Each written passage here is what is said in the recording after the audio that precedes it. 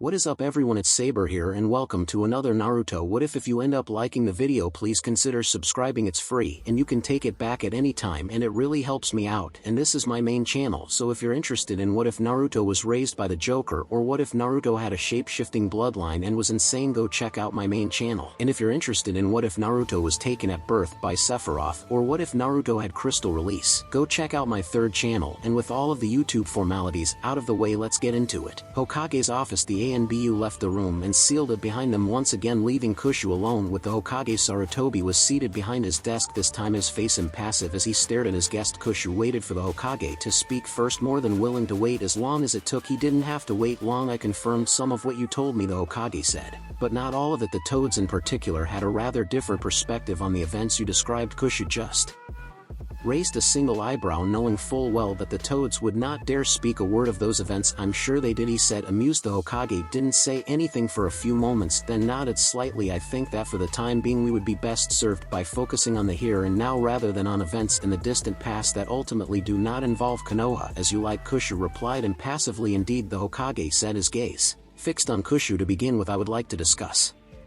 the terms of your continued service to Konoha. The smile slid off of Kushu's face, replaced with a scowl. There is no service, he said firmly. Do not for one moment believe that you can compel or command me in any way, shape, or form. The Hokage raised one hand in a quelling gesture. I misspoke, he said smoothly. I merely wish to discuss the manner in which you would continue to function as a ninja of Konoha, or at least continue giving the appearance of such, even if you are not beholden to the village.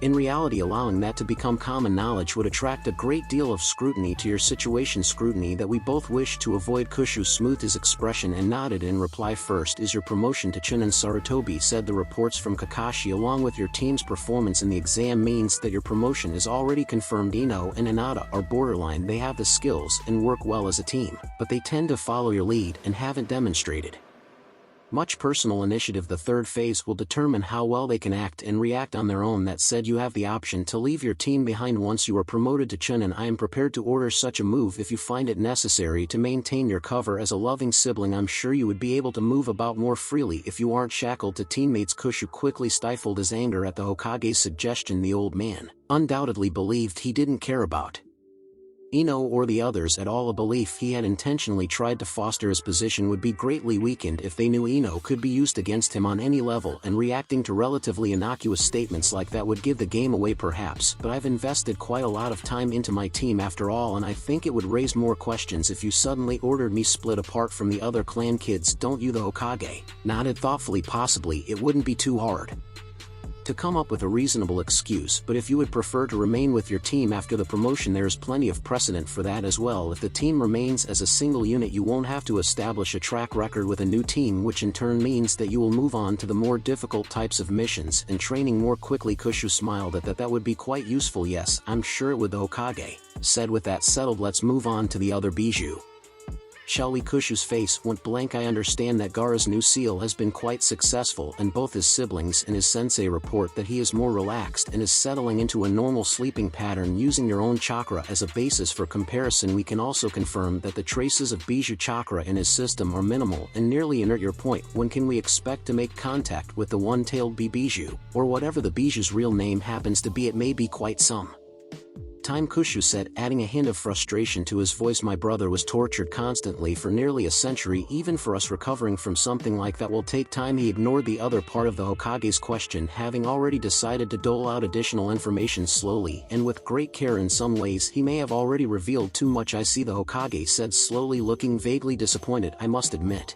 I had hoped to have the chance to talk to another Bijou for a variety of reasons. Is there anything we can do to speed the process? Medical jutsu perhaps? Kushu snorted. If such a thing were possible, I would have already done it, he said, sneering slightly. Yes, I suppose you would have, the Hokage replied, appearing unconcerned at Kushu's tone. Nonetheless, the offer remains open. If we are to become allies in the future, we need to help each other. Kushu didn't miss the slightly expectant note in the Hokage's voice. To that end, the Hokage continued, I believe we should pool our resources in regards to the current locations of the other Bijou. Seeing Kushu snort again, he said quickly, I'm sure you have researched them extensively, but there is much information that is not available to the general public or low-ranking ninja. For instance, Konoha has confirmed the identities of no less than 5 Jinchuriki in addition to yourself and Gaara. The Hokage stopped speaking, raising an eyebrow and looking at Kushu expectantly. Kushu frowned. That was definitely Much more than he had been able to accomplish on his own. The best he had been able to do was confirm that Saika and Itsuzan were likely still in Kumo, and that had been years ago. His best information was badly out of date. Very well, he said finally. What do you want to know? The Hokage smiled slightly. It is considered to be common knowledge, he said, his voice twisting in disgust as he spoke the words, that the so-called tailed beasts are nothing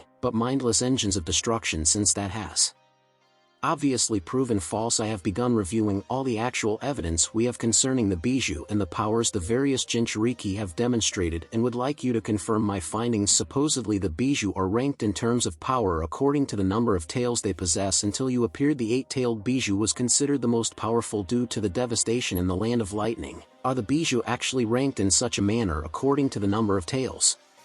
Kushu snorted. Not at all. The tails are an affectation, nothing more. We are beings of pure energy. We can have as many or as few tails as we desire. For example, he said, standing up. He smirked at the Hokage as he tensed, then turned so that he presented his profile to the Hokage. Meaningless information such as this should serve to satisfy the Hokage with little risk. I could have one tail, he said, sending a streamer of energy out of his tailbone to form the rough shape of a tail, or 100 so. Saying he split the single tail into 100 streamers of energy. They only vaguely resembled tails, being too small and thin for such definition, but there were 100 of them nonetheless. He drew the energy back into his body and sat back down. The Hokage's face was pale, but the color was slowly returning. I see, he said, his voice slightly strangled. It's good to know that even if we were to encounter 100-tailed, his voice broke slightly, and he cleared his throat, roughly 100-tailed beast, it would not be particularly meaningful. The Hokage drew in a deep breath, then focused his attention back on Kushu. What do the tails mean then? What would be the closest thing? ANBU masks. No, think of it like a cross between an ID code and a tattoo. We don't need them to identify each other, but they are useful in our dealings with other beings. If they were to see 9 tails, they would know it was me regardless of what other features they observed. I see, the Hokage said to himself. To a species where form is a choice rather than a fact, I suppose such identifiers would be necessary. Kushu just shrugged. If you want to think of it as such, feel free. How do you explain the difference in devastation caused by the 1-tailed and the 8-tailed? Then Kushu considered that question for a moment. Would he give anything important away by answering, or could he twist what was recorded in the history books to his own ends? I'm shocked you have to actually ask that question, Hokage. Kushu sneered. Finally, tell me, who is stronger, Gaimedo or Kakashi Ataki? Do you mean physically? Or exactly. My 8-tailed brother caused more damage due to a difference in circumstance, not a difference in power. And really, how much devastation can you cause in a desert anyway? No one cares if a sand dune is over here or over there, but you level a mountain and everyone notices. The Hokage coughed slightly. A fair point, he said, his voice sounding slightly strained. So the 8-tailed isn't much stronger than the 1-tailed? Then Kushu smirked. Better to say that the 1-tailed isn't much weaker than the 8-tailed. I should think. Well, what powers does the 8-tailed possess that would make the circumstances in the Land of Lightning so ideal for causing destruction? That isn't what you need to concern yourself with. Your concern is the powers the Jinchuriki are capable of manifesting, which I dare say you know better than I. There is no guarantee that we have seen everything the Jinchuriki can do.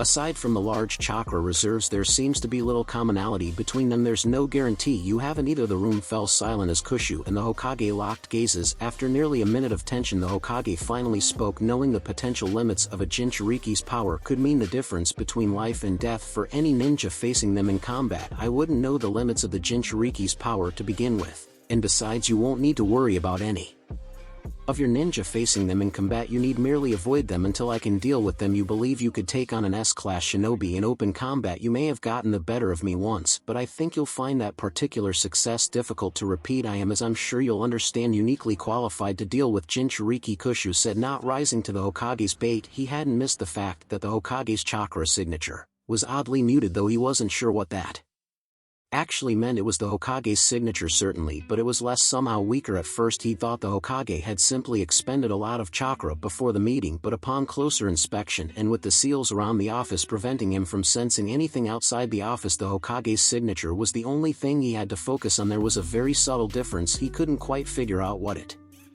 was, but it wasn't quite the same as what he sensed when Ino or the others had used up a lot of chakra. Perhaps you are at that, the Hokage admitted, thinking back to the situation with Gaara and how Kushu had contributed. In speaking of Jinchuriki, Kushu prompted. Yes, aside from yourself and Gaara, Konoha has confirmed that IWA has 2 Jinchuriki known only as Han and Rashi, the containers for the 4-tailed gorilla and the 5-tailed dolphin horse, though which is which we don't know.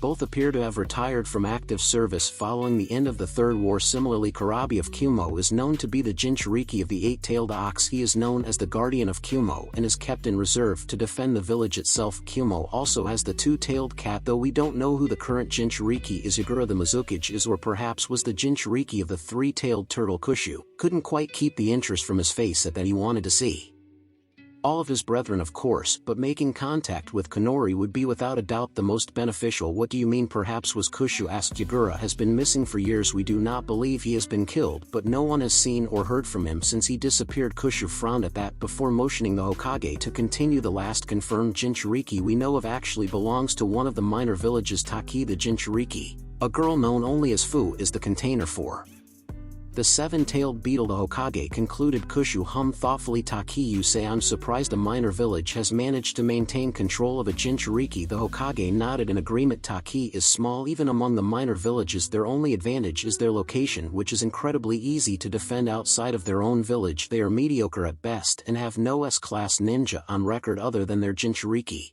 who rarely leaves the village. Interesting, Kushu said. And are the other Jinchuriki treated as Gaara? Was it varies. The Hokage admitted. Yagura managed to become the Mizukage, so he most likely was treated well. Kumo seems to have great respect for Kurabi, and that probably spills over to their other Jinchuriki. We don't know much about Han and Rashi's situation since our information within IWA itself is very limited. Fu's situation is very similar to Gaara's, perhaps even worse, since they don't seem to fear her as they do Gaara. Kushu growled lowly. Fu will be first then, he said firmly. First, it's possible Fu's seal is like Gaara's, so that must be dealt with as soon as possible. The Hokage sat back studying Kushu's expression thoughtfully. And how do you plan to accomplish that? Abduct the Jinchuriki, kill her, whatever it takes. Bringing the current Jinchuriki into Konoha's fold would benefit us both the most, I believe, but that is hardly the only option. We aren't going to be able to help one another if you kick off the Fourth Shinobi World War. You realize, the Hokage said slowly, the situation with Gaara is already going to be very delicate. If Konoha suddenly starts stealing Jinchuriki from other villages, they will be forced to react. Kushu shrugged. That is little concern of mine. If you wish to maintain the peace, then come up with a plan that will allow it. I do not care how it happens as long as it happens. The Hokage scowled. Starting a war that destroys the village is little different from destroying the village yourself. If that is your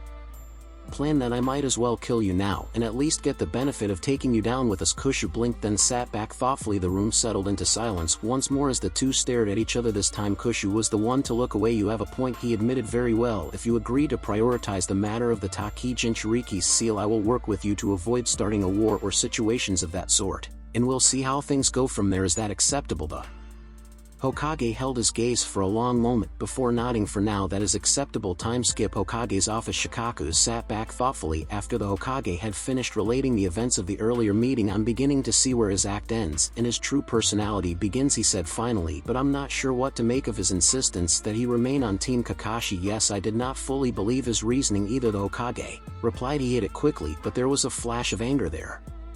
That situation requires further observation. Agreed, as does the situation with Gaara. The official story from his Jounin sensei is that the changes to the seal have altered his own powers, and he is training to become accustomed to those changes. However, we have observed no appreciable change compared to his rampage outside the walls of Konoha. According to the ANBU present at the time, he actually seems to have an even easier time of it. You believe that the one-tailed Bijou is awake? We don't have enough information to conclude either way, but Kushu stands to gain much if we discount the one-tailed Bijou's influence in our plans. What of his focus on Taki's Jinchuriki? He appears to equate Taki and Suna's treatment of their Jinchuriki with the type of seal used. I am uncertain of his reasoning on that, but I feel that it is important, especially since he reacted to the mention of the three-tailed Bijou more than any of the others, but still chose the seven-tailed as his first target. That could be a matter of convenience, but his reaction to Gaara shows that he can detect the other Bijou somehow, so searching for the Jinchuriki known to be out in the open would be less of a risk in many ways. The Hokage nodded thoughtfully. I had similar thoughts. I think we should explore the possibility of renewing our trade agreement with Taki after the Chunin exams have concluded. Of course, by that point it will be your decision, the Hokage said, his voice tinged with amused satisfaction.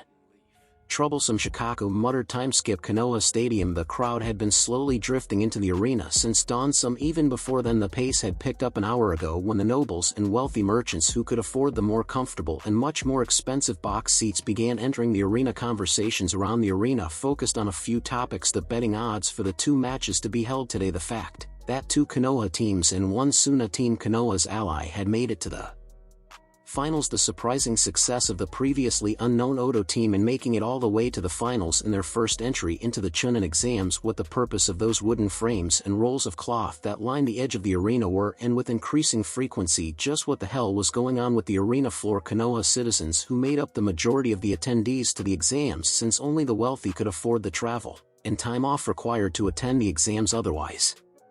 Knew that the arena floor was usually a straightforward dirt affair with a few trees scattered about to break up the monotony. They also knew that starting 3 days ago the floor had been hidden by an opaque barrier. The barrier started at the top of the wall that lined the arena floor and covered it completely, creating a flat surface. A few adventurous souls had tested the barrier and found it to be as solid as rock. Rumors were rampant about what was hidden by the barrier. The ideas started relatively mildly, with mentions of traps being placed around the arena floor or items buried in strategic locations, but quickly ballooned into outlandish or outright insane ideas such as monsters from the forest of death being held inside the barrier to threaten the teams who would be thrown into the pit and forced to fend for themselves, with the survivors declared the winners with 3 days to conjure ever more outlandish ideas. Even the visiting nobles had gotten into the act, and entirely new betting pools had sprung up around what secrets the barrier contained. The crowd slowly fell silent as a lone ninja appeared in the middle of the barrier, standing in the middle of the flat surface, suspended in midair nearly 100 feet off the ground by nothing but chakra. Most of the crowd was impressed by the feat and cheered appreciatively, while the visiting dignitaries and foreign ninja recognized the difficulty of the feat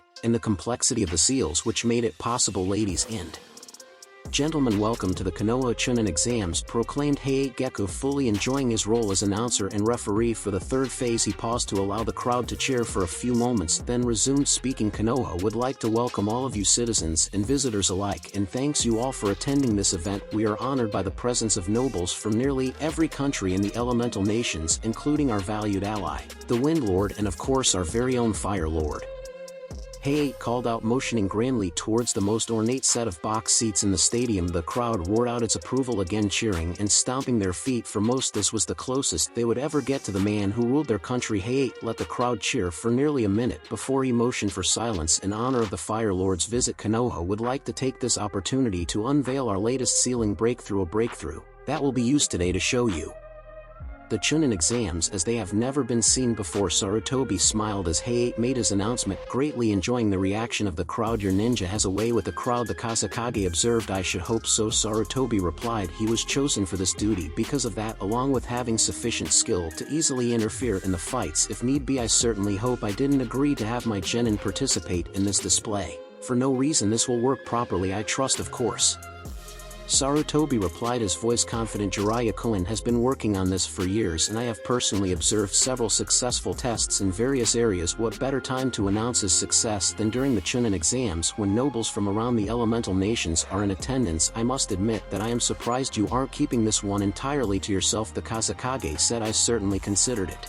but we stand to gain much more than we lose by offering this service, and of course it's not as if we're going to reveal everything now, is it? The Hokage said, smirking. Besides, you wrangled your own concessions out of us for this. True, the Kasakage said, frowning slightly as he turned back to watch the announcement. You may have noticed the wooden frames lining the arena, and the rolls of cloth upon them. Our very own Jiraiya-sama, one of the only 3 acknowledged sealing masters in all of the elemental nations, has worked tirelessly to create one of the most complex sealing arrays ever conceived, and these simple wooden frames and rolls of cloth are an integral part of that array. The crowd murmured in anticipation. If there was one thing Konoha citizens loved above all else, it was reminders about how they were the best in the elemental nations regardless of the field in question, even more so when it was such a powerful and mysterious field as the sealing arts. Heiei signaled the ninja waiting around the arena, and the rolls of cloth were loosened and stretched out across the wooden frames, then securely fastened in place. Each frame was nearly 30 feet tall and 30 feet across, and it took nearly a minute before the ninja, working as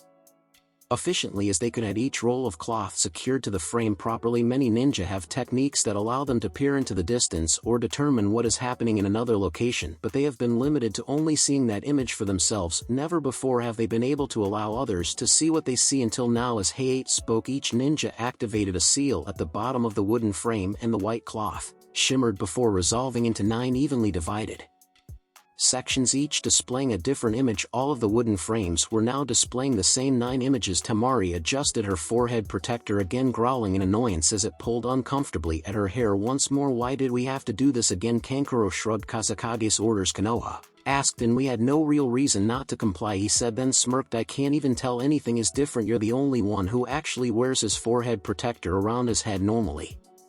Temari grouched, adjusting hers once more. Stop messing with it, snapped a Konoha ninja. He was old with wrinkled skin and gray hair. His fingers were stained nearly black, and he wore civilian clothing that was similarly stained. Other than the forehead protector tied around his own head, there was nothing to indicate he was actually a ninja at all. Then again, the pouches filled with ink, brushes, and paper indicated to most ninja that he specialized in sealing rather than the more physical arts. Temari froze and slowly pulled her hands away. I'm not going to break it, am I? Of course not, the old man replied, sounding almost offended. I do good work. Whenever you move it around, the image shifts along with it. It needs to be positioned front and center for the best results. Temari relaxed slightly, then paused again. They can't hear us, can they? She whispered quietly, blushing slightly. The old man snorted. Not with these they can't. Jiraiya-sama might be able to whip something like that up, though I'm just working off of his template, and this is sight only. He paused, watching as the tags slapped on top of their forehead protectors flared slightly before dimming again. Well, that's the signal. The people up in the stadium are now seeing whatever those tags are pointed at. Try not to look stupid, the old man said, chuckling. He gathered up his tools and left, still laughing as he closed the door behind him. Thanks, Temari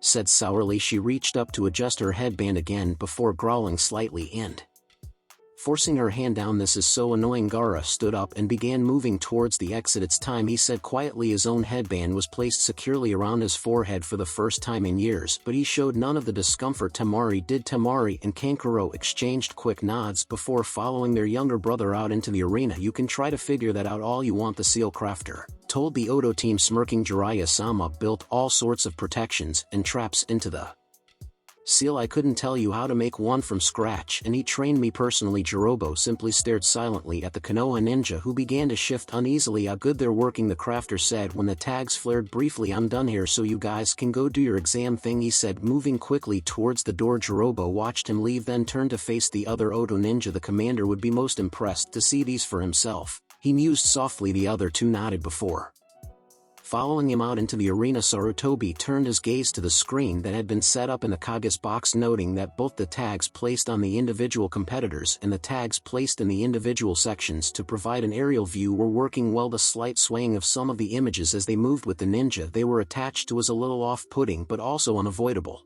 They needed to pull off something no other village could possibly do, and giving the audience a first-person view of the battles about to occur would certainly accomplish that. Impressive, the Kazakage grudgingly admitted. I take it this was based off of the Kage viewing orbs. The concept seems very similar in part. The Hokage admitted it took Jiraiya a very long time to make the necessary changes to the array. However, he added, emphasizing the magnitude of the accomplishment and the difficulty of reproducing it. The Kazakage made a non-committal sound and turned back to the arena. The crowd watched in amazement as images from many different parts of the arena were displayed in front of them. The clapping and cheering started after a few moments, soon rising to a fever pitch as they realized they were about to witness a battle between ninjas from a vantage point they would never otherwise see. Heiei smiled at the audience's reception. The remote viewing arrays were going over very well, and he knew the Hokage was already calculating how much they could charge for their use based on that reaction. Konoha had mostly recovered from previous setbacks, but they also didn't have a lot of breathing room at the moment. Financially speaking, Konoha will be offering this sealing array as a service to prospective clients, though the exact details have yet to be worked out. Our sealing experts will be available to answer any questions you may have during the intermission for the third phase. And speaking of the third phase, Heiei motioned again,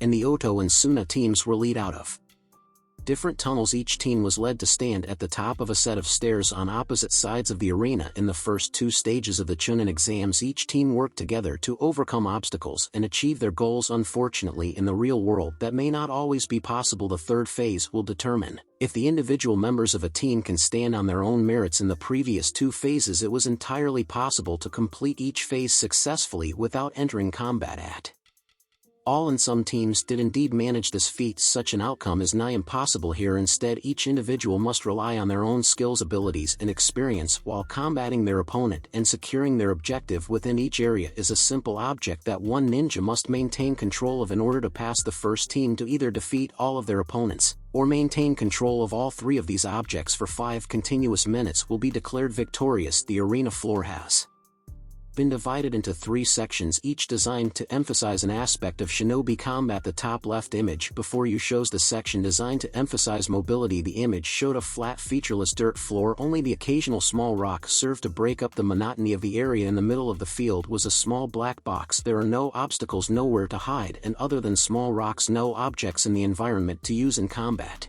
In such situations, the ninja who can outmaneuver their opponent will often be victorious. Hey, proclaimed, his voice rising and falling as he worked the audience. The top middle image displays the section designed to emphasize flexibility. This image showed countless trees clustered together tightly. There were only a few small breaks in the foliage, allowing the viewers to see that the ground was covered with crisscrossing tree roots. If there is a similar box in this section, it was not visible. Unlike the first section, there are numerous obstacles at all levels of the forest, providing both hazards to avoid and opportunities to ensnare or trick your opponent. Movement requires either great care or great skill, and visibility is extremely limited. The winner in this section will most likely be the ninja who can best make use of the terrain. The top right image displays the section designed to emphasize endurance. The third image showed a deep pit that had narrow rock spires jutting out of its depths. Each spire tapered off to a narrow point less than a half a foot wide, and the sides of the spires appeared to be perfectly smooth. The bottom of the pit was shrouded in darkness. Another box was tied to the tip of a spire in the middle of the section. Merely remaining on the battlefield will constantly drain any ninja who enters this section. Never mind attempting to battle their opponent, any attacks will have to be carefully considered lest the ninja wear themselves out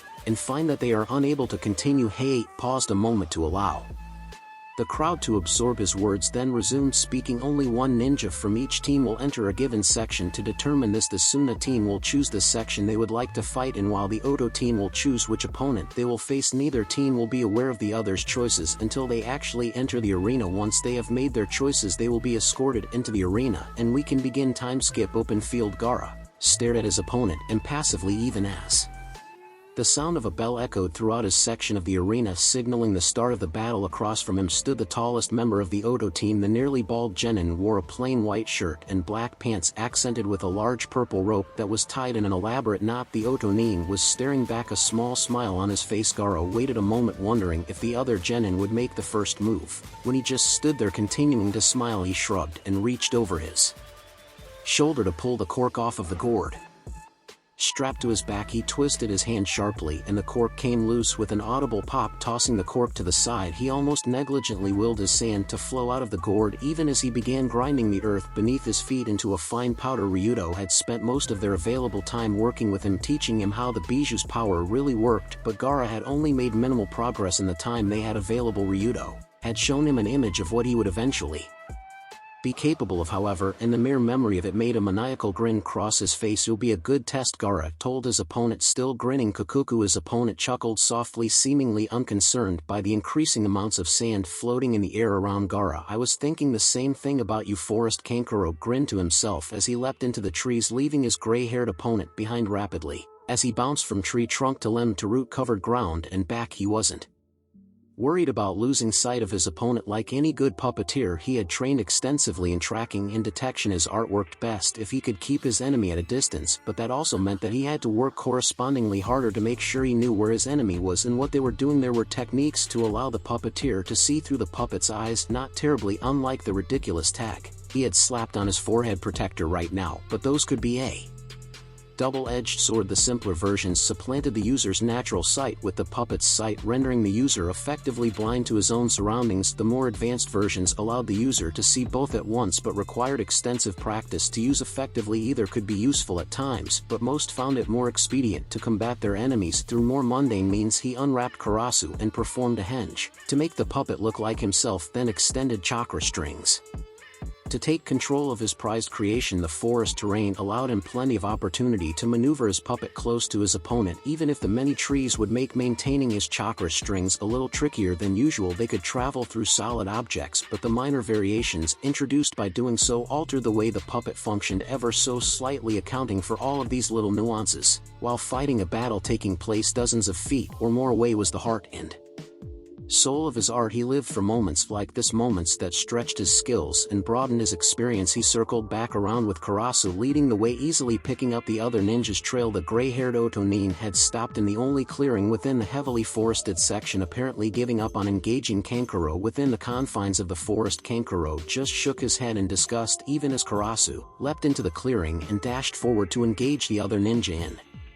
hand to hand. He took a moment to admire how realistic Karasu's movements looked, even if it was stiffer and slower than what he himself was capable of. It was passable taijutsu, but Karasu wasn't dangerous because he could hit the opponent. No, Karasu's real danger came when the opponent struck back. Sure enough, the gray-haired ninja smirked and began pressing forward, clearly believing he had the superior skills in taijutsu. Kankuro was just about to engage Karasu's hidden blades when he detected someone circling around behind him. He quickly leapt aside while simultaneously disengaging Karasu from its own fight, and not a moment too soon several kunai flew out of the forest behind him and whipped through the air where he had previously been crouching on a tree branch. How ironic, apparently his puppet had been fighting some sort of clone. He mentally raised his estimation of his opponent even as he vanished into the forest again, prepared to engage in a game of cat and mouse, the kind of game where he excelled. Pit Tamari growled in annoyance as she eyed the black box tied to the nearby spire. Her opponent was staying well away from her, far enough away that her standard ranged attacks were easily dodged, and yet he was stubbornly refusing to let her approach the box. Whenever she moved closer, he would launch an arrow from that ridiculous bow of his, and she would be forced to dodge. She would have scoffed at the mere idea of a ninja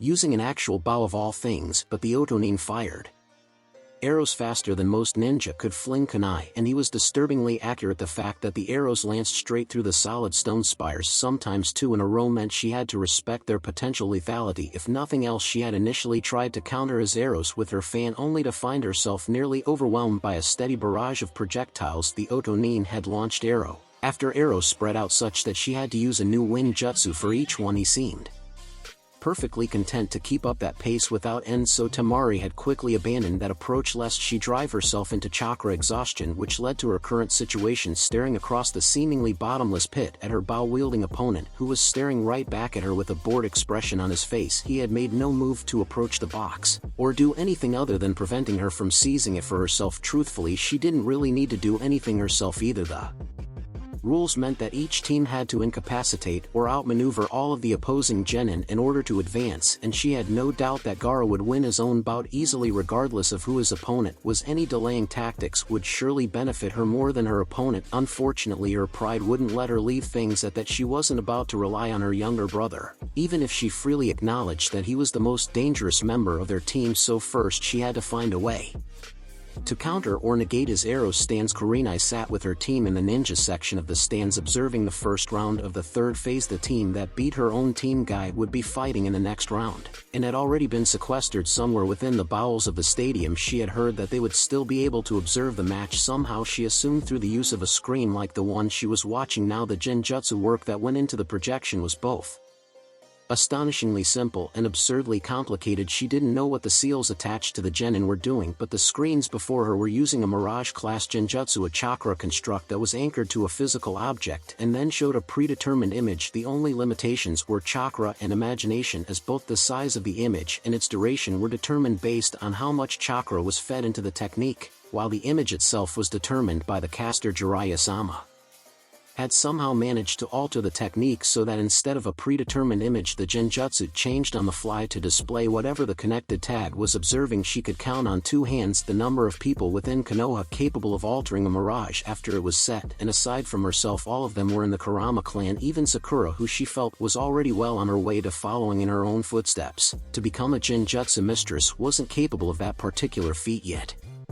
Shaking her head slightly, she focused her attention back on the battle at hand, or one particular part of it. Garasuna's Jinchuriki appeared to be completely dominating his own match as he flung his sand back and forth, forming grasping hands and writhing tendrils as he attempted to ensnare his opponent. Yet despite the speed with which he manipulated the sand, and the sheer amount of it he commanded, his opponent continued to evade his grasp. Kami Sakura breathed, "Are those really genin down there?" Kurenai shook her head as she glanced at the other battles in progress. Temari and her opponent seemed to be playing a waiting game, with Temari making the occasional move to seize the black box and her opponent preventing her from doing so, but nothing else. Kankuro was engaged in a strange game of tag with his own opponent. Kankuro was a puppet user, and a damn good one as far as she could tell, but somehow his opponent kept slipping out of his grasp and nearly getting the drop on him. Well, Kurenai said, addressing Sakura's question, "From what I've seen so far, all of the ninja on both teams are a solid B rank at least. Even if they lacked proper leadership skills for the full Jounin track, their combat prowess means they should be well on their way to Tokubetsu Jounin. Already I am not familiar with the style of jutsu the red-headed Suna Genin is using," Shino said quietly. "He does not appear to employ any distinct hand seals, and I have never heard of a jutsu that allows one to command the elements so freely, even for something as loose as sand. That's a skill unique to Suna," Kurenai replied eventually. Technically it wasn't Konoha's secret, or even much of a secret at all for that matter, but she didn't feel like explaining the concept of a Jinchuriki at the moment. The academy only touched on the most basic details of the tailed beasts and didn't address the particulars of how they were defeated.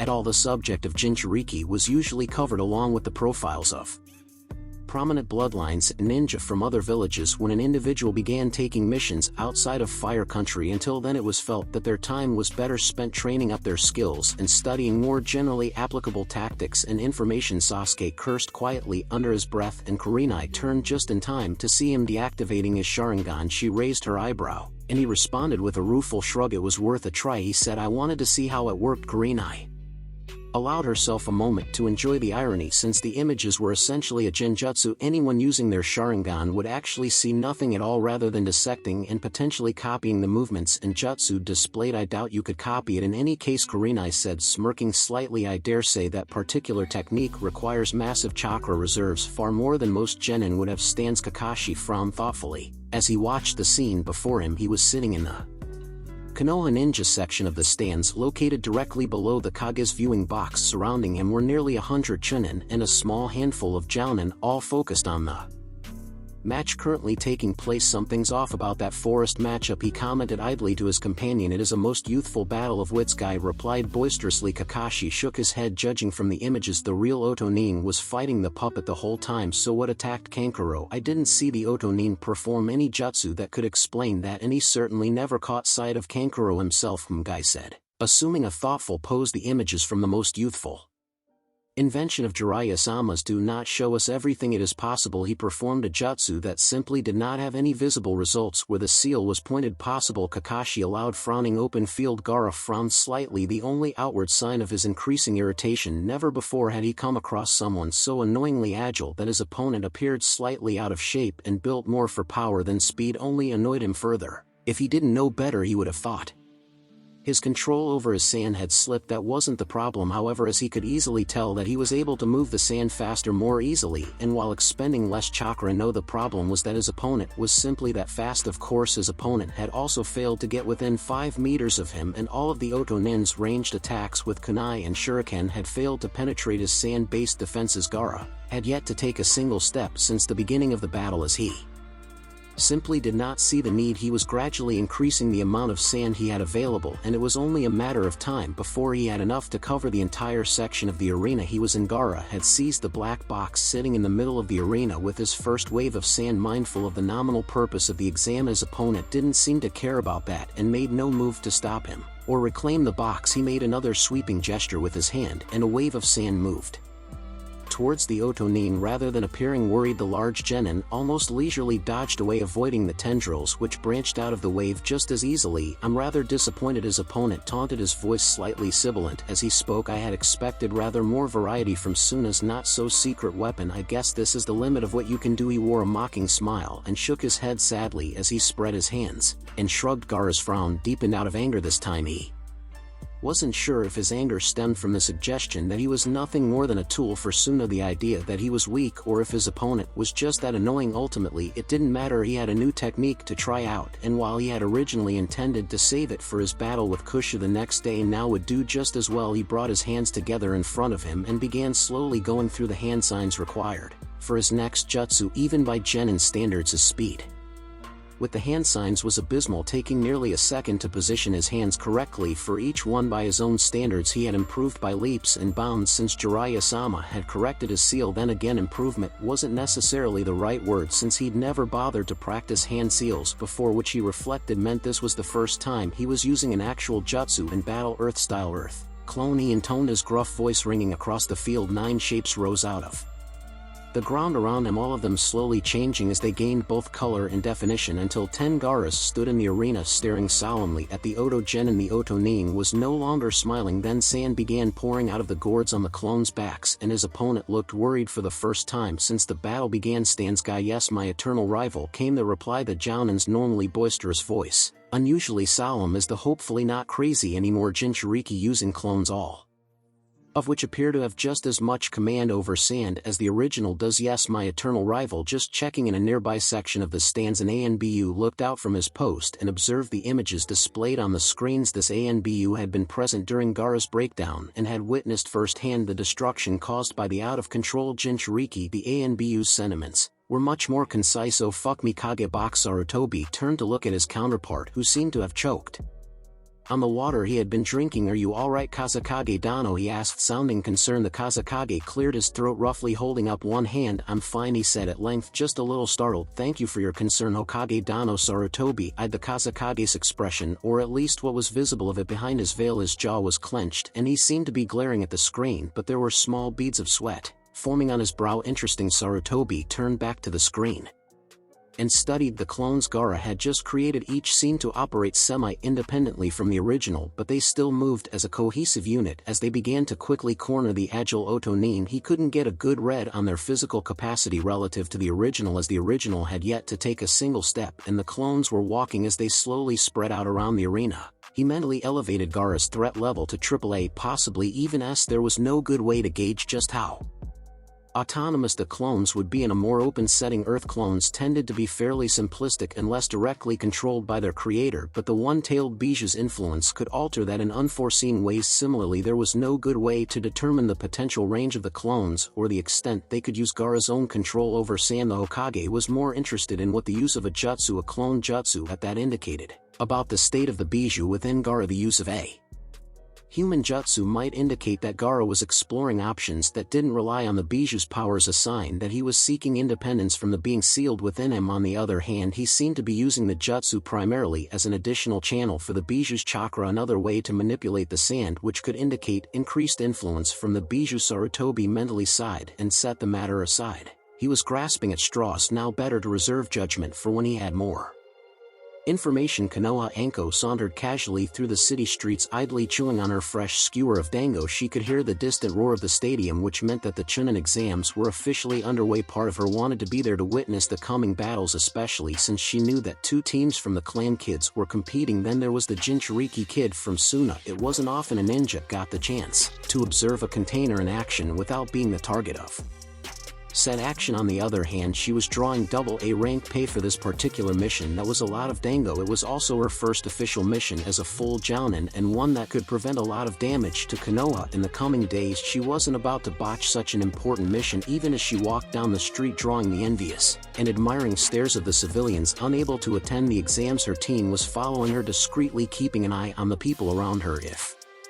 anyone was going to try to infiltrate Konoha, they would be active now. While the exams were drawing the majority of the ninja away from their normal posts, this would be their best chance to access areas normally guarded or watched by ninja or even civilians. She'd already interrupted 2 would-be thieves trying to break into unguarded stores, though she didn't think either of them were enemy agents. She'd sent them on to TNI anyway. Better safe than sorry, and all that. Her nose twitched slightly as She felt the telltale signs of a jutsu being used. It was small, almost imperceptible, but it was there. She wasn't a full-fledged sensor by any stretch of the imagination, but she had been trained relentlessly until she was the next best thing. She could detect most jutsu used within 100 meters and in most cases could narrow it down to a specific type of jutsu if she was within 20. This particular jutsu was a sustained illusion type, most likely a henge. She pulled the last dango off the stick, chewing slowly to savor the taste before breaking the stick in half and tossing it aside, the sharp end just happening to land pointing towards the area where she had detected the jutsu and use. Her team caught the signal and began to move in that direction, ready to follow and possibly apprehend the suspect. Anko lifted one arm straight up and looped her other arm behind her head as she rose onto her tiptoes and arched her back, stretching languorously.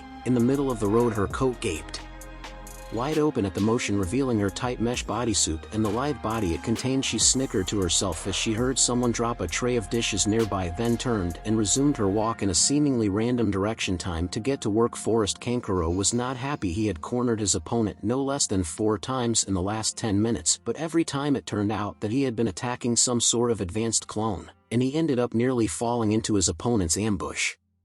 Not only was this incredibly irritating in terms of the fight itself, but it also meant that his tracking and ambush skills were inferior to his opponent's, and that was a direct affront to his pride. No more playing around, he growled lowly to himself. His fingers twitched and a series of hollow clicking noises emanated from his puppet. The next time he found his opponent would be the last pit. Temari carefully examined the arrow, keeping one eye on her opponent as she did so, as she thought the arrow was heavy and turned out to be fashioned entirely of metal. Even the fletching that also explained the speed with which her opponent fired the arrows. He did so not because he could, but because he had to if he wanted them to strike their target properly. The rigid metal fins would not stabilize the arrow nearly as well as real feathers would. She couldn't detect any sort of poisons on the projectile, but knew enough about the use of toxic substances from her brother's art to know that meant nothing.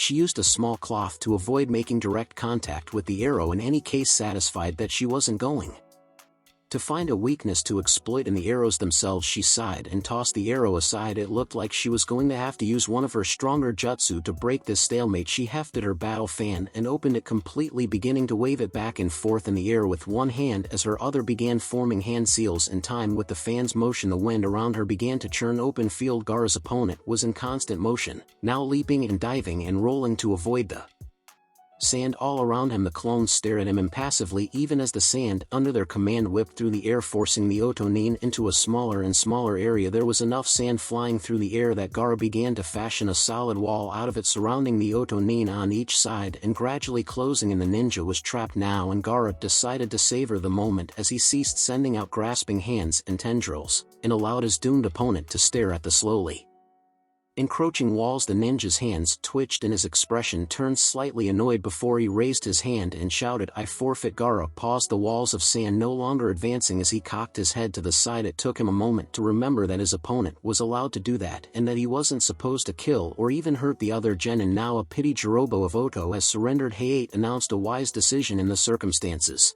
The crowd booed and jeered the Otonin, but the ninja among them just nodded sagely. The ability to recognize certain defeat was essential, and the lack of it had led to the death of many a foolish ninja. Gaara of Sand may now lower the barrier to one of the other areas. Hayate continued. Gaara waited a moment before shrugging slightly and moving to the right. It didn't really matter which way he went. He doubted the other ninja would be as agile as his own opponent, and with the amount of sand he now had available, the battle would end quickly. In any case, Pit Temari cursed when one of the barrier walls shimmered and disappeared suddenly and drastically altering the wind currents within the area. She scrambled to make adjustments to her jutsu, then noticed who was entering her section and decided not to bother. She lowered her fan and let the jutsu die out. Her opponent apparently noticed as well because she heard him crying out, "I surrender." A moment later, Forest Kankuro frowned when he saw the shimmering blue field in the distance disappear. Gaara or Temari must have won already. He concluded. He didn't mind the help, but he had really hoped to defeat this slippery bastard on his own. "I give up." He heard a voice calling out more than 30 feet away from where he had thought his target to be. He cursed loudly even as the announcer declared his team would be advancing to the final round. His complete inability to control the battle left him feeling like he personally had lost, even if his opponent had never actually managed to Land a hit on him. Stands Kakashi was frowning deeply. Now they gave up far too easily, he muttered. Indeed, their flames of youth were most lacking in that regard. No, look at them, Kakashi said, motioning to the Odo team. The images from the seals attached to the genin were still displayed on the screens, allowing them to get a close look at the teams. Do any of them look winded to you? Guy frowned. No, he admitted, they do not. In fact, even the one who faced Gaara does not appear to have exerted himself much.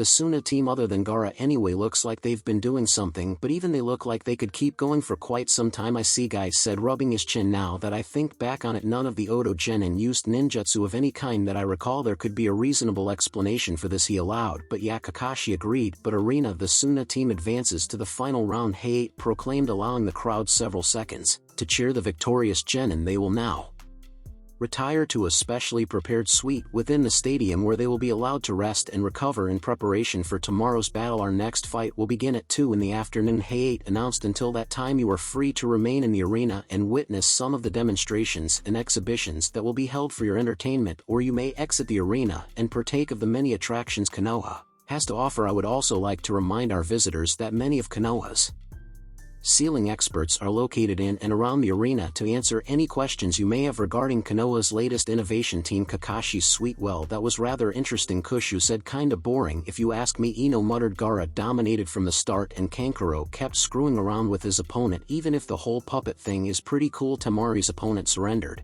just when she was about to do something impressive too. I wanted to see what sort of awesome wind jutsu she was going to pull out. Aside from Gaara-san, all of them seemed to be holding back significantly. Anata observed. Kushu snorted. I'm not sure Gaara even knows what holding back means, he said. Still, what makes you say that? None of them showed any signs of strain, and they were not sweating significantly either. Gaara-san's match seems to have been a deciding factor from the start, given how quickly the other Otonin surrendered once that match was resolved. Kushu tapped his fingers along the edge of the couch rhythmically as he recalled the battles they had just witnessed. You're right, he said finally. None of them were trying very hard. They weren't upset about losing either, Ino added, or they hit it very well. Kushu shrugged silently. It was expected for a ninja to study their opponents whenever possible, but they had more immediate concerns to address. In any case, we've got a few hours before our fight and some new rules and battle conditions to take into account, he said, motioning to the screen that dominated one wall of the suite. We don't know if we'll be picking the section we fight in or the person we'll be fighting, so we need to be prepared for both. Time skip. Hokage's office. The Hokage reviewed the reports spread out on his desk. The team sweeping Konoha during the exams had captured 11 suspects, but so far most of them had turned out to be petty criminals. Anko's team had captured a foreign ninja using henge, and while the suspect had not been able to adequately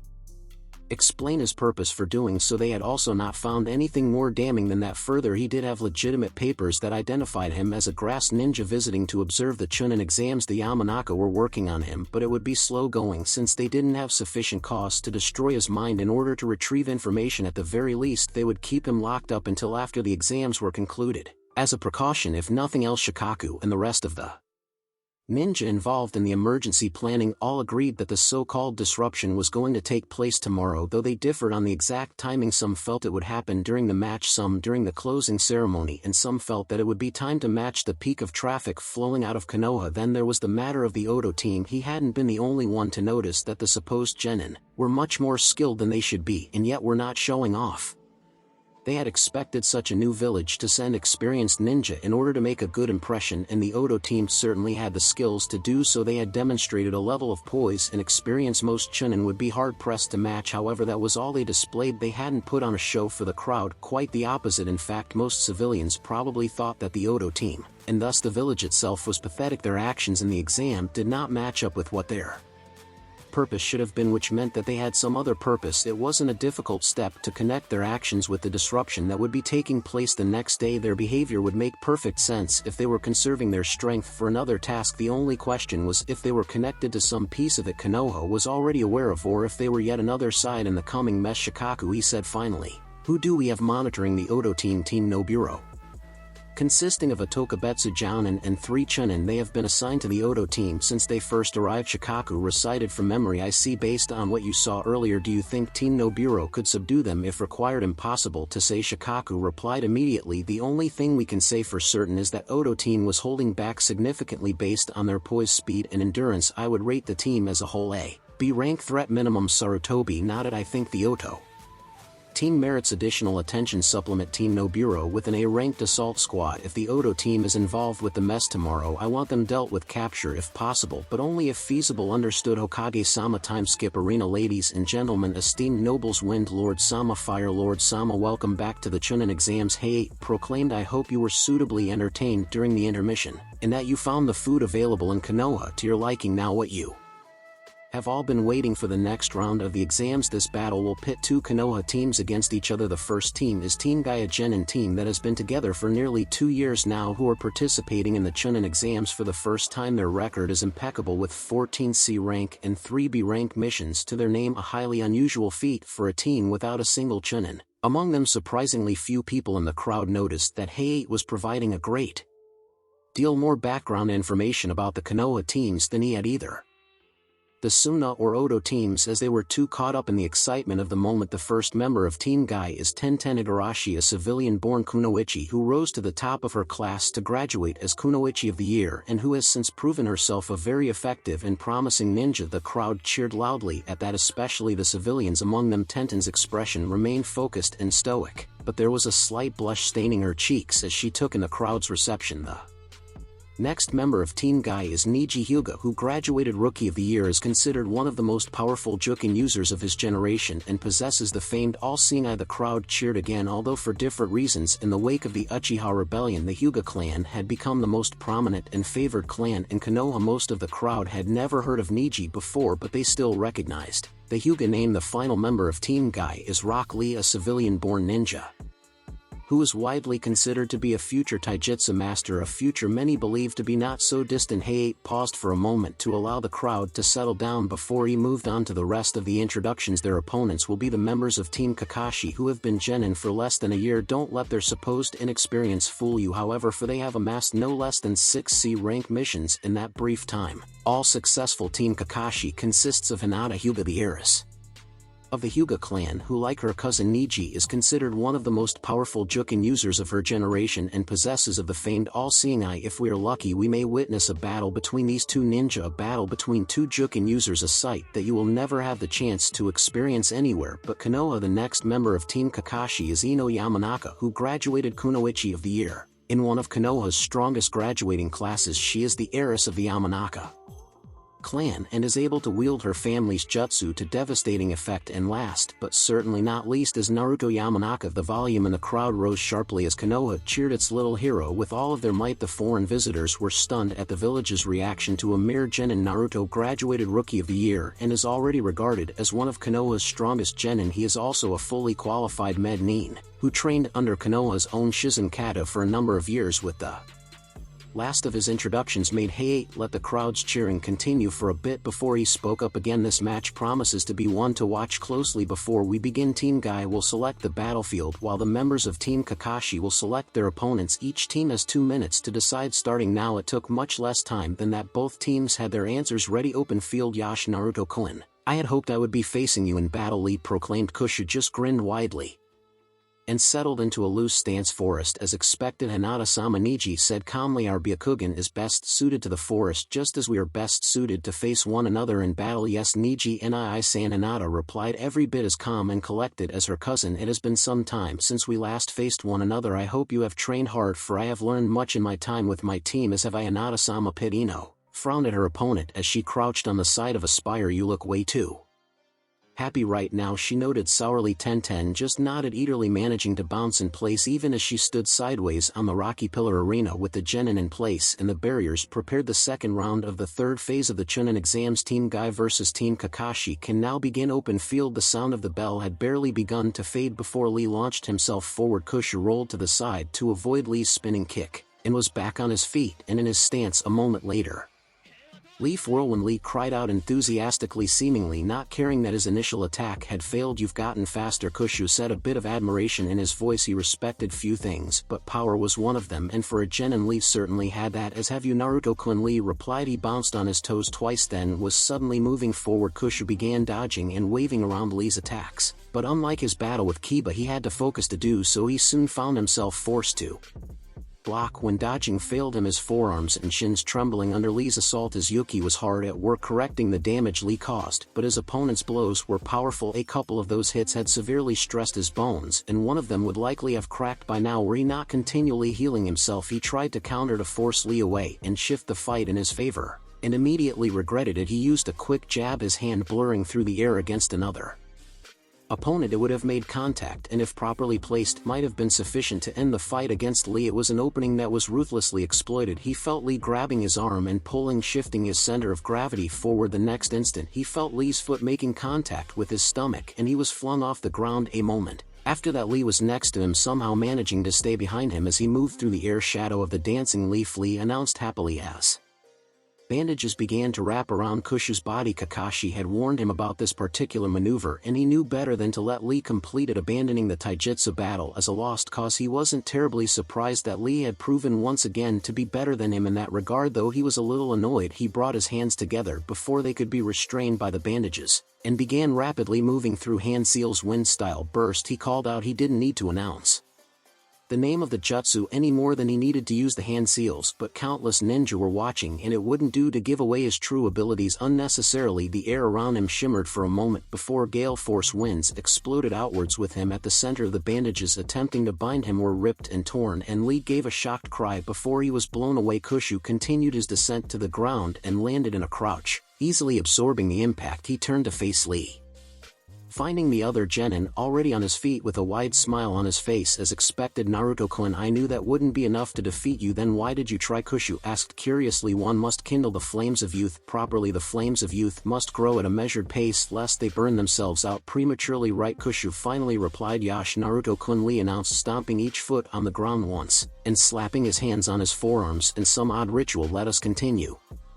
Forest, Hinata and Niji closed in and engaged in their Jukin duel as they had literally thousands of times before, each knowing the other's moves almost as well as they knew their own. Hinata flowed around Niji's strikes, her movements quick and sharp, while Niji met her attacks head on, his entire body moving with precision as he carefully deflected each blow with minimal effort. Hinata was counting on using Niji's familiarity with her style and his admittedly well-founded confidence that he would likely emerge battered but victorious. She slid around Niji's hand, her own blurring forward in a practiced motion, but her real attack came from another direction entirely. Kakashi had given her a challenge on their second day as a team, one that had shocked her with both its simplicity and its ambition. The idea had probably come up in the early days of the style's creation but had been dismissed due to its difficulty and the fact that it clashed with the fundamental principles of the style. The majority of the Jukin users, Niji included, would likely never be able to pull off what Kakashi had suggested. Hinata, on the other hand, was uniquely suited for it. Hinata's foot lashed out, aimed at Niji's ankle and primed with a spike of chakra that would penetrate the major tenketsu point there. In this difficult terrain,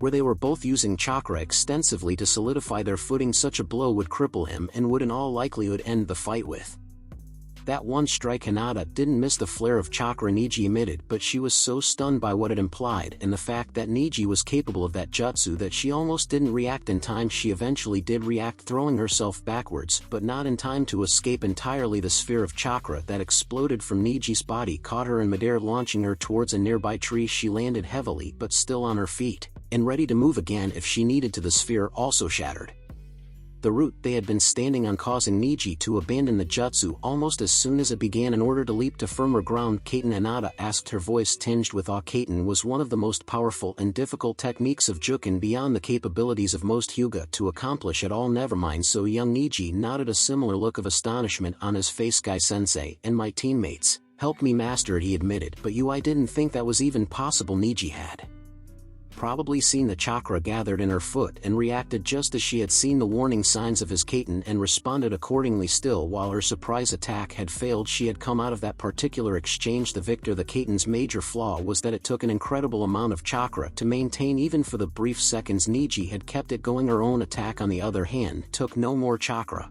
than any other Jukin strike. Unfortunately, she had targeted the tenketsu in Niji's ankle, not because it was the easiest target, but because she was not confident she could seal anything smaller with her current level of skill. Hinata herself had not believed it was possible at all until Kakashi pointed out that, as she should well know, a human foot actually had more tenketsu than a hand did. If anything, he insisted, using her feet should ultimately be easier than using her hands. The reason the Juken style was and would always remain the exclusive domain of the Hyuga clan was because the Byakugan was the only known way of locating the Tenketsu, and judging the amount of chakra required to seal a Tenketsu were located in roughly the same positions in every ninja, but the exact locations could vary by as much as an inch when dealing with targets a quarter of an inch in size, or smaller. The margin of error was too high for anyone to possibly use the style through guesswork alone. Even if someone were to get lucky and accurately target the Tenketsu, they would have no means of determining how much chakra to use in order to seal it. Too much and the chakra overflowed, mixing with the target's own chakra and eventually getting pulled out of the Tenketsu. Entirely too little and the target's chakra would flow, and ultimately leading to the same result if the proper amount of chakra was used. However, the Tenketsu itself formed a natural barrier that resisted the movement of chakra while it was full. That behavior was vital to the use of jutsu, but it also formed the basis of the Juken, as the target could not easily expel the foreign chakra when their own was not in contact with it. It was possible to do so. The Hyuga clan was aware of 3 such methods, as well as 2 known methods of negating the Juken entirely, but most ninja were not aware of them, and they were nearly impossible to use in the heat of battle anyway. Hinata's greatest challenge had been timing the pulse of chakra that filled the target's Tenketsu. When using her feet, she had spent years practicing and honing the Juken style until the subtle adjustments and precise timing required to completely fill the opponent's Tenketsu with her own chakra was instinctive when using her hands. Once she had the timing down, which differed significantly from using her hands for reasons she didn't fully understand, she found that in one respect Kakashi's theory had been right. The subtle manipulations of chakra actually were easier to perform with her feet due to the presence of the additional Tenketsu. The use was different, but the rapid alteration and adjustment of chakra emitted from the foot was very similar to the concepts behind tree and water walking. Hinata smiled, a slightly predatory grin adorning her face that she had unknowingly acquired from Naruto. "I told you I had learned much," she said, and launched herself forward to resume the battle pit. "I hate you, Ino," started as she dodged yet another handful of kunai Tenten had flung in her direction. So much she continued throwing herself off of a spire moments before the exploding tag wrapped around the handle of a kunai detonated and caused the top of the spire to break off and plummet into the depths of the pit. Right now she finished, panting slightly as she came to a stop on the opposite side of the pit, glaring at Tenten just cackled, sounding slightly deranged as she pulled another set of her seemingly infinite supply of kunai out of her pouch. "Do you know how much time I spent worrying about that lightning jutsu of yours?" she asked rhetorically. "I had to change up my entire battle style just to avoid giving you kunai to use against me, and then we end up facing each other here of all places. All that time wasted." "That is so not my fault," Ino snapped back. She was a little bemused that Tenten had been that worried about her lightning technique. It was useful, true, but only because there had been so few kunai scattered around at the time, all of them strategically placed for that exact purpose. The more points there were for the lightning to jump to, the harder the technique was to control. Making sure there were no kunai near her when she used the technique was also a major factor, since the jutsu could just as easily turn back on her. If she wasn't careful, she wouldn't take as much damage from it as her opponent might, but it would still be a setback best avoided. "Don't care," Tenten replied just as quickly. "Now shut up and take it like a kunoichi," she yelled, leaping forward and flinging more kunai towards Ino. "Fuck this," Ino muttered to herself as she dodged rather than leaping to another spire. However, she headed straight down into the hidden depths of the pit. "Oh no you don't," Tenten yelled, snapping more kunai towards Ino in an attempt to force her back towards the tops of the spires where she had a clearer aim. Ino backflipped off the spire and let herself drop through the air. Vanishing into the darkness, she heard Tenten trying to follow her, but she was already slipping away, letting stealth accomplish her retreat where speed had failed. She had wondered what was at the bottom of the pit the entire first round, but neither Tamari nor the Otonin had moved more than 10 feet from the top of the spires. It turned out that, as she had guessed, the spires continued to widen until they met at the bottom of the pit, which was nearly 100 meters from the top. The footing was awkward as there was no even surface anywhere. The spires all met in steep VS at the bottom, and Ino found herself hopping quietly from one slope to the next rather than attempting to straddle the areas where the spires met. She would likely have slipped and broken an ankle by now if she hadn't employed the owl sight jutsu the moment she vanished into the darkness. That jutsu at least was one that she could do without words or hand seals. Kakashi had drilled all of them relentlessly until they could do so, and she was glad for it. Now Tenten had broken off her pursuit and returned to the open area above, though Ino couldn't make out anything further than that she wasn't about to just charge out there now, especially since it would take her a moment to make the adjustment from darkness to light. Ino didn't have to wonder what Tenten was up to for much longer as she heard a not so distant clang of metal on stone. Followed by an explosion. She realized what Tenten was doing immediately. That crazy bitch was dropping explosive kunai into the depths in an attempt to flush her out. She knew enough about exploding notes hard not to learn about them when Naruto spent his spare time making them to determine that these were relatively low-powered examples, but a direct hit could still do some serious damage, possibly even fatal damage. Ino smiled in the darkness. She could use that stands Kurenai. Stared at the screen. It was difficult to believe that genin were performing the feats she had just witnessed. Naruto and Lee were both moving at frankly absurd speeds for their age, and most of the civilians in the crowd were unable to keep up at all. Taijutsu was not her strong suit, but she never thought she would meet a 12-year-old who could possibly give her trouble in a hand-to-hand fight. Then there was the fight between Neji and Hinata. She knew enough about the Hyuga to know that the move Neji had pulled off was a big deal, but she couldn't figure out why Neji looked more stunned than Hinata did. She glanced briefly towards where Hayashi Hyuga was sitting, but from this distance his expression looked as calm and stoic as ever. The battle between Tenten and Ino was more along the lines of what she'd expected from genin, except for the fact that Tenten apparently had a storage seal on the inside of her pouch and could throw 4 kunai at a time with more speed and accuracy than most genin could throw one. Even with the distance between them, she was impressed that Ino had managed to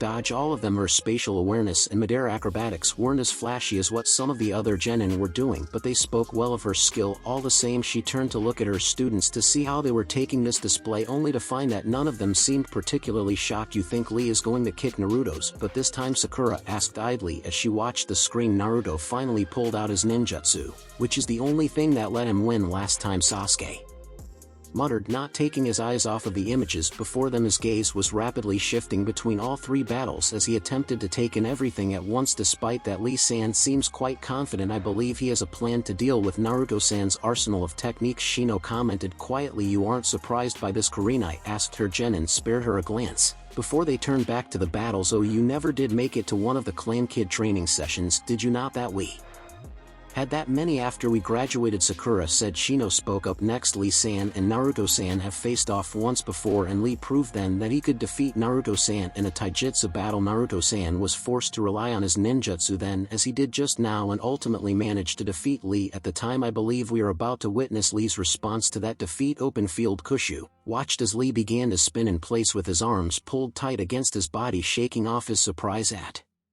the odd maneuver. Kushu prepared to launch a barrage of earth jutsu against the genin, planning to corral and eventually trap the taijutsu expert without having to engage him directly. He abandoned that plan along with his position when a projectile of some sort emerged from the whirling blur that was Lee, the object whistling as it shot through the air towards him. He rolled to the side, narrowly dodging it, and prepared to counter Lee's next move. The sound of an enormous hammer striking a massive gong assaulted his ears. He could actually feel the vibrations traveling through his body as something happened behind him. He didn't have time to see what it was, however, because 3 more objects were hurtling towards him. He pumped chakra into his limbs, consciously reinforcing his body for the first time during the battle. As he blurred away from the projectiles, he saw it happen this time. The objects struck the barrier separating the different sections of the arena one after another, the sound assaulting his ears each time. The barrier flared brighter and brighter after each hit, and after the 4th he could actually see cracks forming without any further punishment. However, the cracks slowly began sealing themselves once again. His examination of the objects and the barrier was interrupted when something slammed into his body, throwing him up into the air. The impact was repeated, rapidly tossing him back and forth in the air like a ragdoll.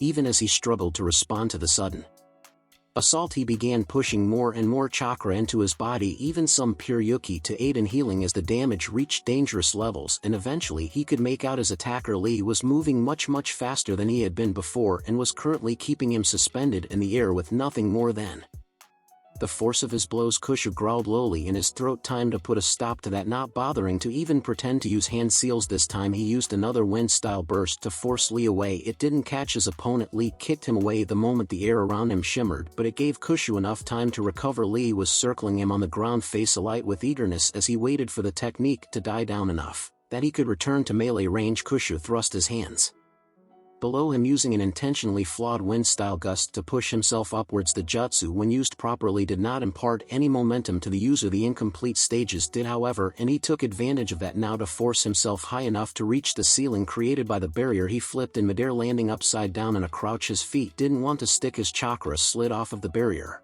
Rather than anchoring him as he had intended with a snarl, he shot out spikes of chakra from his feet forcing them to dig into the barrier. A high-pitched whine filled the air and the barrier shuddered under his feet, but he was now firmly attached. He turned his attention back to Lee, who was already trying and failing to run up the barrier as if it were a simple tree. The other genin looked frustrated for a moment before he suddenly grinned and darted towards the corner of the field where the two walls of the barrier met. Kushu watched and waited as Lee bounced between the two walls. Using his strength and speed where his chakra control had failed him, with one last push Lee launched himself into the air, closing with Kushu at blistering speeds and ready to attack hand to hand. Once again Kushu jumped, using all of the considerable power in his legs to launch himself straight towards the ground. He landed feet first. Moments later, the impact cracking the dry earth beneath him and kicking up a small amount of dust. He turned his attention back to Lee, who was still in midair and just beginning his descent after passing through the space Kushu had previously occupied. Kushu smirked viciously, time to see how he liked being juggled in midair. Stands Kurenai glanced once again at her students. Sasuke and Sakura were gaping silently at the screen as they watched the battle between Naruto and Lee escalate. Shino gave no outward sign of his agitation, but Kurenai could hear the low buzzing of his Kakaichu. Kurenai had forced herself to stop thinking of the two combatants as genin. In terms of pure speed, Lee was already AA class at least, and Naruto was somehow managing to stay in the fight despite the series of devastating blows he had taken and the sound when Lee had thrown whatever it was at Naruto. She'd never seen or heard anything hit a barrier that hard. The gong-like rumble had washed over the stadium and rendered the crowd momentarily silent before they had returned to cheering with renewed enthusiasm. She wasn't sure most of them could even follow what was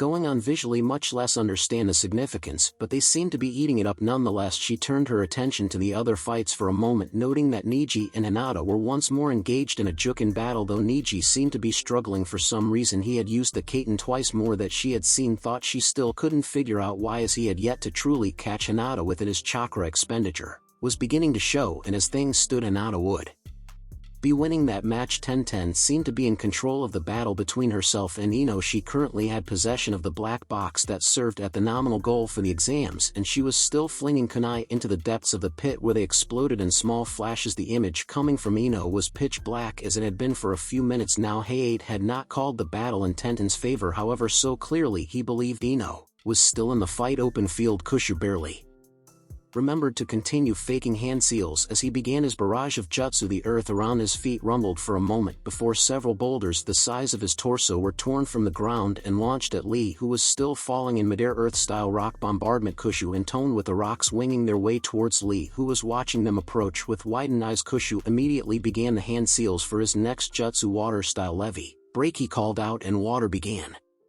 seeping through the ground at his feet, the effect quickly spreading until a large portion of the middle of the field where he stood was wet and muddy. He began the hand seals for a third jutsu but was interrupted by the sound of rocks shattering above him. Turning his attention back to Lee, he saw a haze of dust and debris hanging in midair and no sign of the green-clad genin. A light splash alerted him that Lee had somehow reached the ground, and then he was straining to dodge a rapid series of attacks. Once more a most youthful attempt. Naruto-kun, Lee cried happily even as his fists and feet ripped through the air, narrowly missing his blonde opponent. But I shall not give you time to try again. Kushu didn't bother to reply, instead splitting his attention between dodging Lee's strikes and performing his next jutsu. He took a few hits. Lee had continued to increase his strength, it seemed, since each blow was cracking bones at this point, but he found the opening he needed. His hands flashed through an abbreviated series of signs, and he announced his next move, Earth-style muddy embrace. All around the clashing genin, earth and hands rose up from the ground, grasping at Kushu's opponent wildly. Lee began to split his efforts between destroying the grasping hands and continuing his assault. The grasping appendages were easily destroyed in a single blow. In a matter of seconds, Lee had taken care of all of them. Kushu just watched impassively